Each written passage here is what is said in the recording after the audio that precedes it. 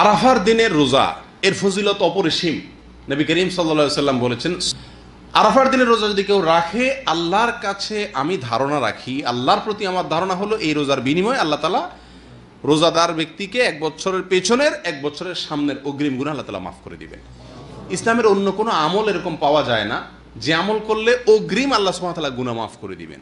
আরাফার দিনের রোজার এত ফজিলত যে পেছনের তো বটেই, সামনের 1 বছরের আল্লাহ সুবহানাহু ওয়া তাআলা ছোটখাটো গুনাহগুলো কি করবেন? মাফ করে দিবেন। অতএব আরাফার দিনের রোজা আমাদের সকলের রাখা উচিত। কিন্তু এই রোজা রাখতে গিয়ে একটা বিভ্রান্তির মুখোমুখি আমরা হই, একটা প্রশ্নের মুখোমুখি আমরা হই। সেটা হলো যে আমরা আরাফাতের দিনের রোজাটা বাংলাদেশে মানুষেরা কোন দিনে রাখবো? আমরা কি 9 তারিখে রাখবো নাকি 8 তারিখে রাখবো? কারণ হাজী সাহেবরা আরাফাতে যেদিন অবস্থান করেন সেদিন আমাদের দেশে 8 তারিখ হয়, চাঁদের কি থাকে 8 তারিখ থাকে।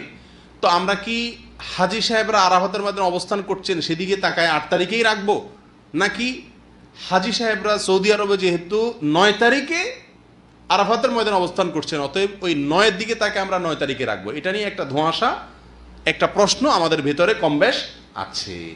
এই প্রশ্নের উত্তরে আমরা কি করব সে করণীয় ক্ষেত্রে আমি সংক্ষেপে বলতে চাই, এক্ষেত্রে ওলামায়ে কেরামের দুটি মত আছে এবং দুইটা মতই গবেষণামূলক।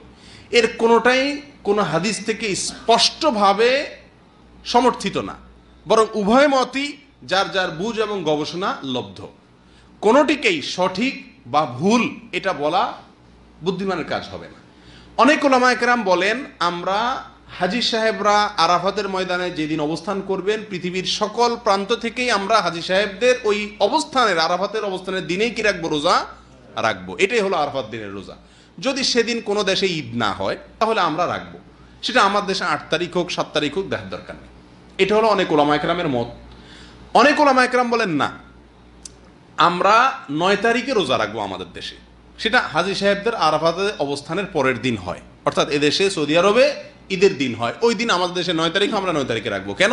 কারণ নবী করিম সাল্লাল্লাহু আলাইহি সাল্লাম যে আরাফাতের দিনে রোজা রাখতে বলেছেন, আসলে 9 তারিখকে, জিলহজের 9 তারিখকে আরাফাতের দিন বলা হয়।